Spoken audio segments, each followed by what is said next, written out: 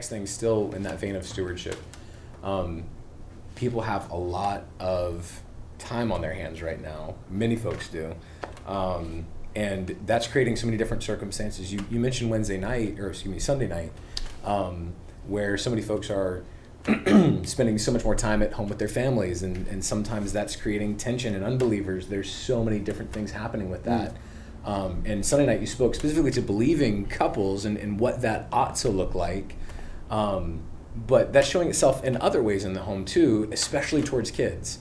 And families spending so much time with their kids and recognizing that can be tiring and that can be taxing and all those things. What are some ways that parents can be really seizing this opportunity, maybe to develop things that they hadn't been doing with their family, or just making sure they're seizing this opportunity the best that they can for the sake of the Lord having them in the season?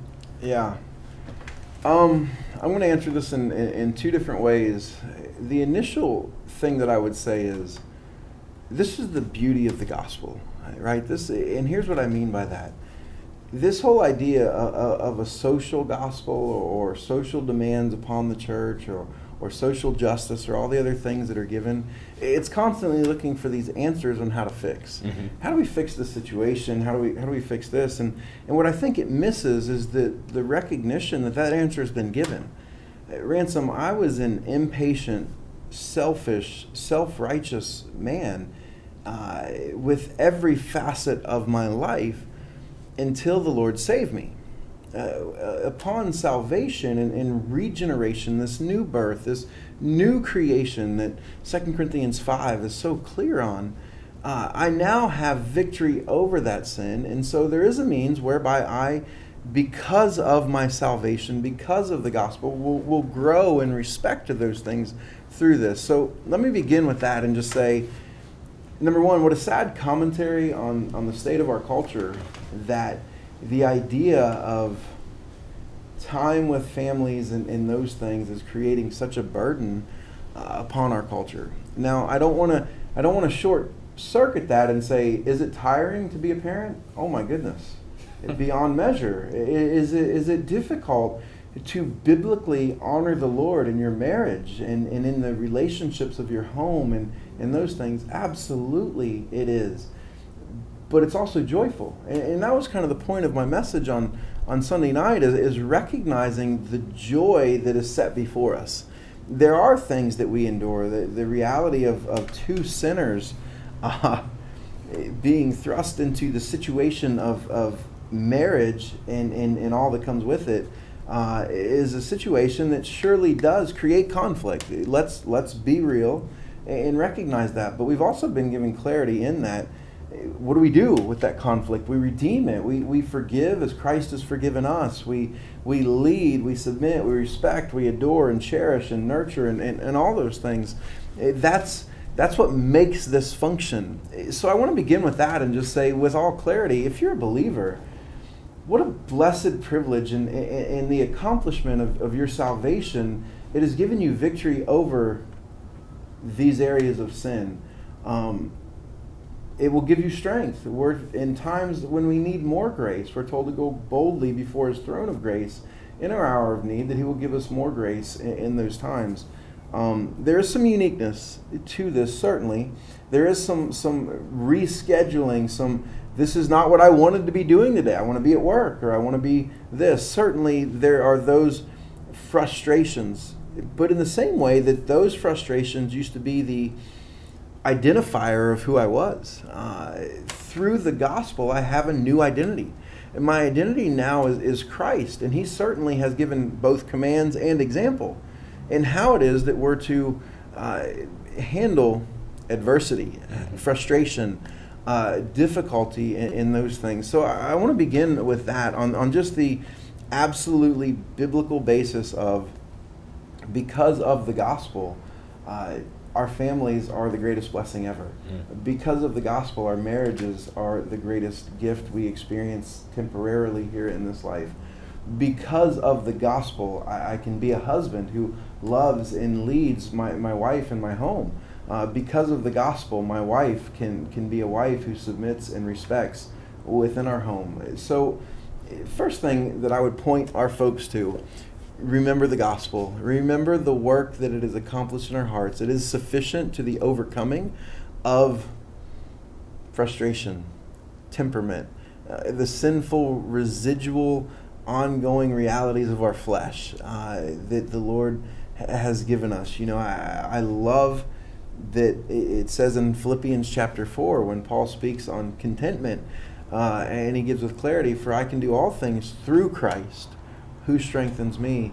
Therefore, we have to look unto Christ, to his words, to his commands that we're told to teach others and ourselves to be in obedience to in the Great Commission.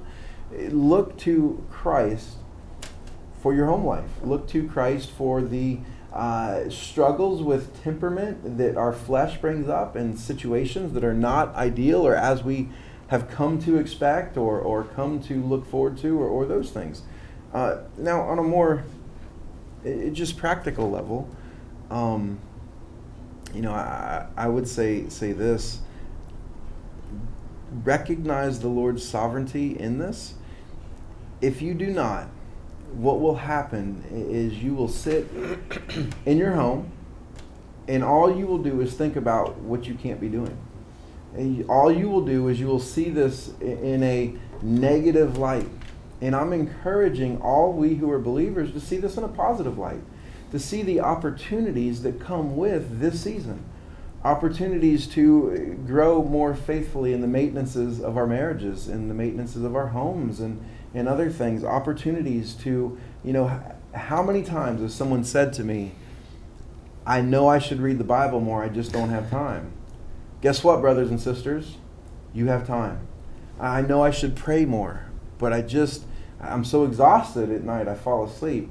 Now you can carve out time in the middle of your day to do more of these spiritual disciplines, which are so necessary and good, and we long to do more of, and now we can. So rather than seeing the negative and focusing on, dwelling on, woe is us, for we cannot be doing that which we want to be doing, rather I would encourage you, see the opportunities in this, opportunities for greater time with your kids. They're going to grow up and they're going to go into adulthood, and this is your time with them. And right now, by God's sovereign hand, you have been given more time than you had 3 weeks ago with them possibly. Make the most of it. Rejoice in it. Reach out to others. If there's need, reach out. Maybe you're a first-time mom. Maybe it's the first time you've had your husband at home this much. Maybe it's the first time you as a husband have been home for the day-to-day components of the raising of your kids.